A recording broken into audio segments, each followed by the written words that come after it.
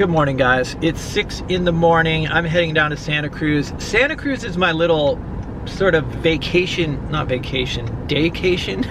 Is that a word? Daycation getaway. The weather's gonna be so good. It's been so windy and cold up near San Francisco. This is the toughest time of year. I've said it many times, but it really is. So anyway, beautiful weather today down in Santa Cruz, and the surf is good too. So surf, paint, burrito, read, hang out, enjoy.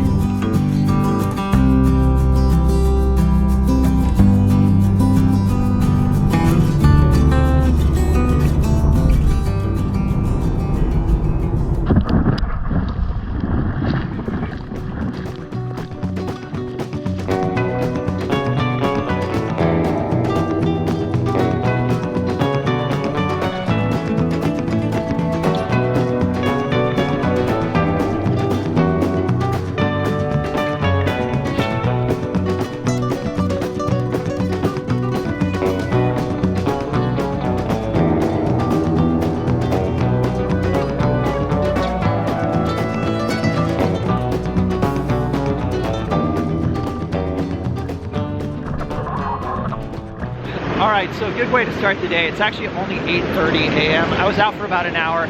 I'm thinking of painting in this location. Okay, so as the tide goes out, there's going to be some nice reflections on the sand here.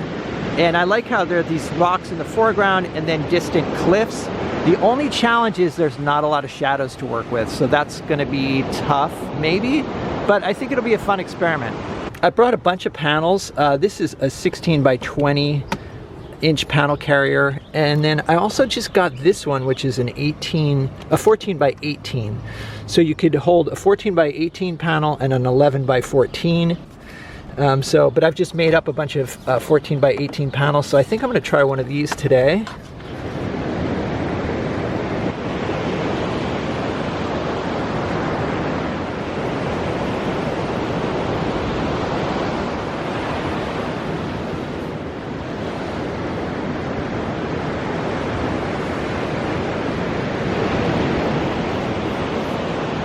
Okay, so here is the compositional idea. I do like the idea of having some atmospheric perspective to push this distant cliff back, and just looking for an interesting pattern in the water and also the wet sand. So that's the basic idea. Also too, I added a few palm trees in the distance, and there's like a kind of a juniper, or I'm not even sure what kind of plant that is. You can see it right here, so I'll be using this right here. And then the wave pattern is my typical radial sort of pattern coming in towards the beach. My palette is about a mid-tone gray.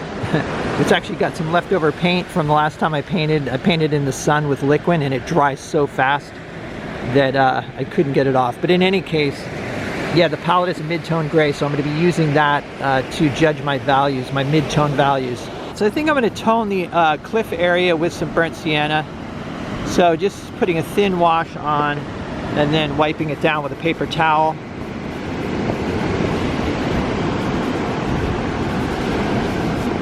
It'll be nice to have some of those orange tones popping through to create some luminosity, since I don't have shadows to work with.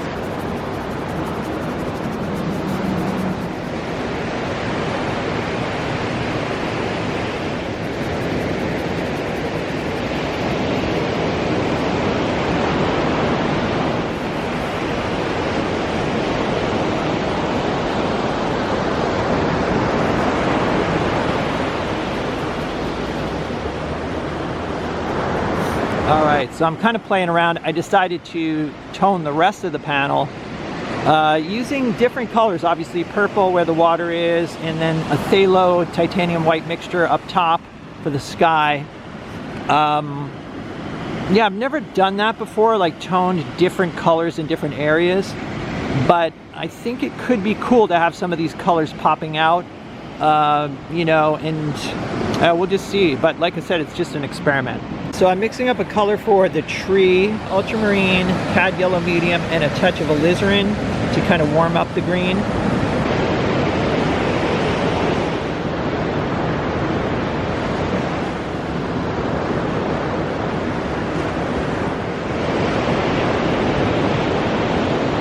next I'm going to mix a color for the darker portion of the cliffs.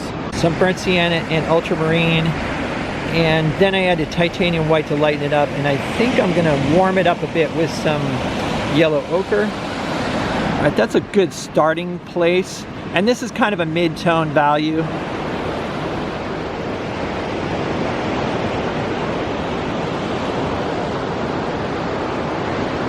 Alright, so next I'm going to mix up a color for the blue, and you can see that it's actually a lighter value than these rocks right here. So I'm using a mixture of ultramarine, burnt sienna, and titanium white.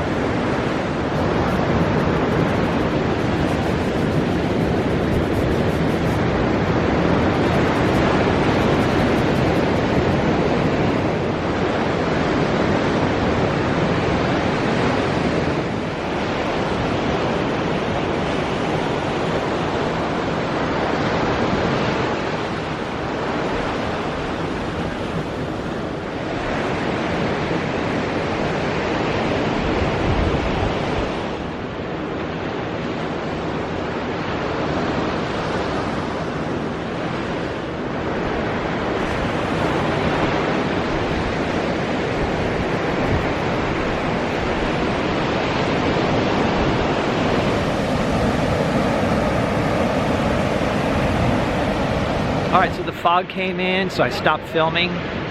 Things changed so dramatically, but let's go back to the studio and see what I came up with.